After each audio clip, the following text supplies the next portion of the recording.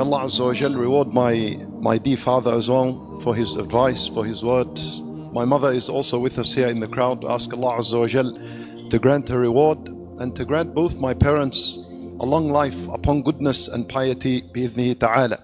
May Allah Azza wa Jal reward you all for your attendance and accept all your righteous deeds and your actions.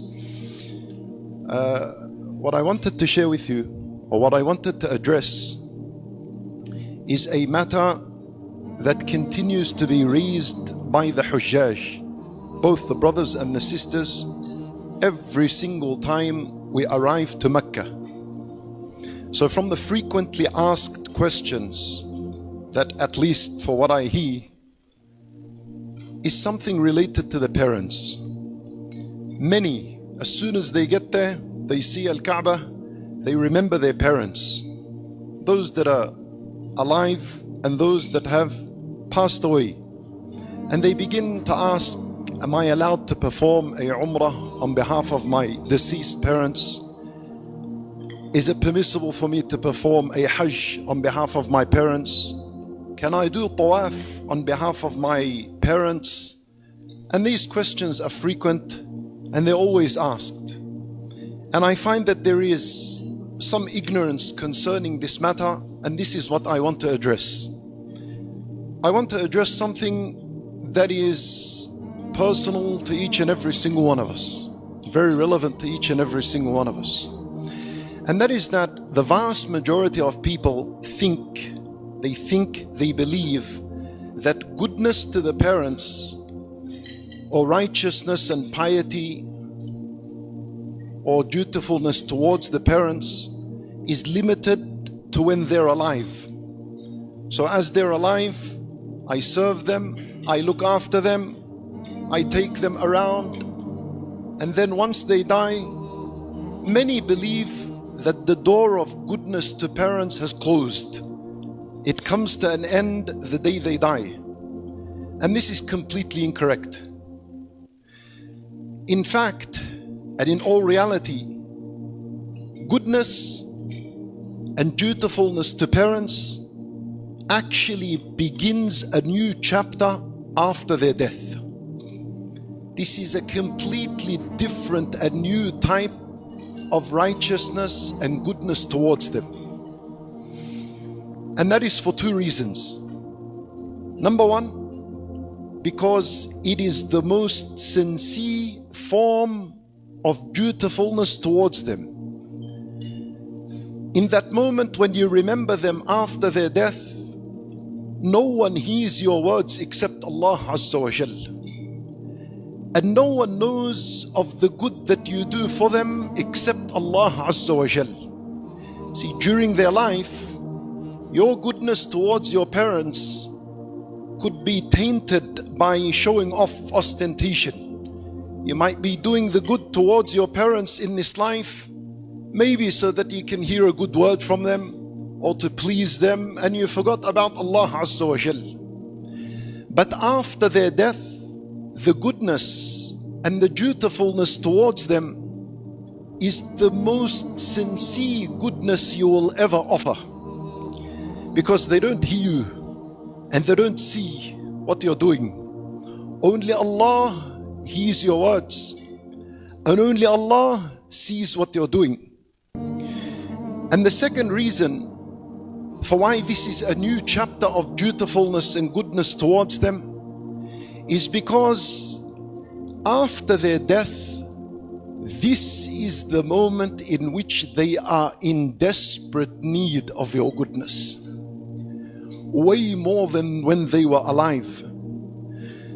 When the parents were alive, your goodness towards them is to fulfill worldly matters.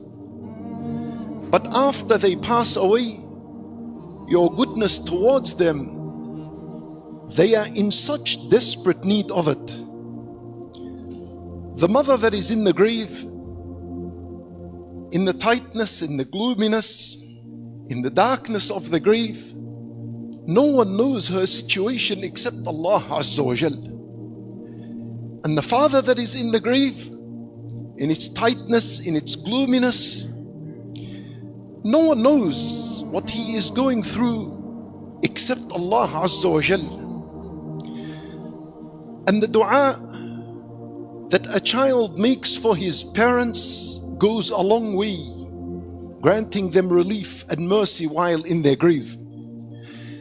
How many mothers in their grief, Allah subhanahu wa ta'ala bestowed His mercy upon her, widened her grief, illuminated her grief because of her righteous son that remembered her in a dua of his.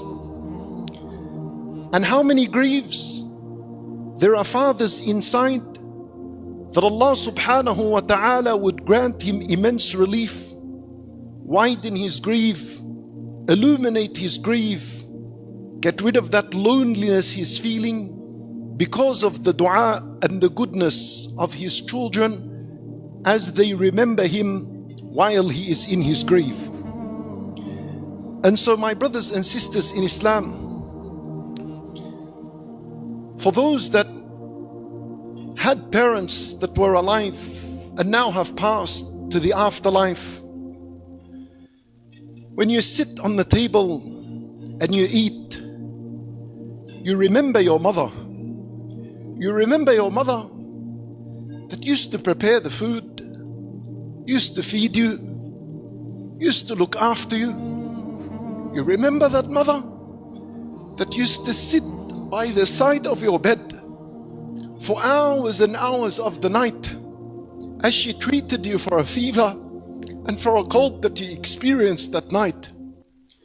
So when you eat this food and you remember her goodness towards you, that should inspire you and motivate you to go and look for an orphan, look for a poor person, look for someone that is in need, and feed them on her behalf, so that Allah Azza wa Jal may reward you for your goodness, and He also may reward her for that sadaqah you give on her behalf.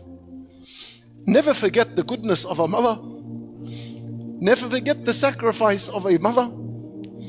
And the father as well, after he passes away, you take moments out of the day and the night to remember his goodness towards you. The father that spent long hours of the day working, perhaps also long hours of the night working to earn some money at the end of that day so that he can purchase your food with it, so he can keep you sheltered in a house, so that he purchased for you clothes that you can wear, you tear, you don't care about. And there was great and immense sacrifice behind this. You remember your father, and you remember how people observe you in the community. That's because your father left you a good reputation. He left you a good reputation after his death. Wallahi, for the majority of us, we respect one another because of what our parents left of good reputation for us in this worldly life. So when you remember him in goodness, that is supposed to inspire you, motivate you to give a sadaqah on his behalf, to remember him in your dua.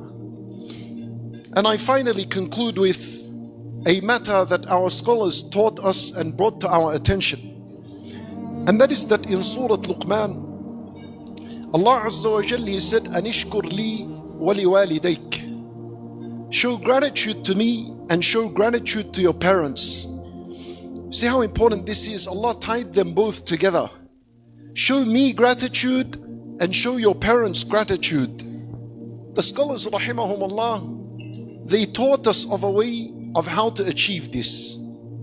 They said if a person was to pray his 5 daily prayers and then he followed up his salat, perhaps at the end of the salat in his sujood, and made a dua to his parents, said رَبِّ اغْفِرْ لِي وَلِوَالِدَيْ رَبِّ ارْحَمْهُمَا كَمَا رَبَّيَانِي صَغِيرًا, then indeed such a person has shown gratitude to Allah and has also shown gratitude to his parents.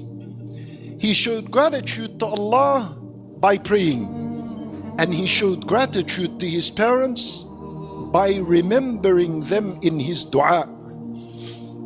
And of course, the very best thing you can ever do for your parents after their death is no doubt better. I tell you, something better than Umrah on their behalf, something better than Al-Hajj, something better than $1 million sadaqah on their behalf, something better than feeding the entire world's population.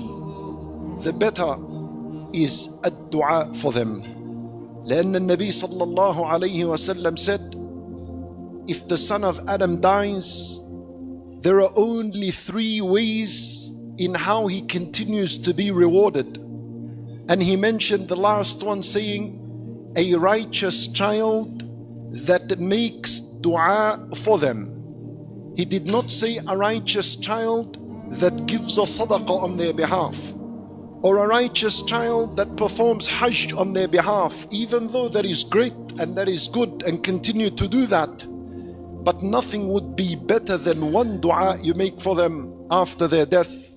We ask Allah subhanahu wa ta'ala to bestow His mercy upon the parents of ours that have moved along to the afterlife. We ask Allah Azza wa Jal to grant us goodness and to preserve our parents that are still alive, and to grant them a long life upon piety and goodness and obedience. And we ask Allah Azza wa Jal to gather us all in a better gathering than this, and that is the paradise. Jazakumullahu khaira.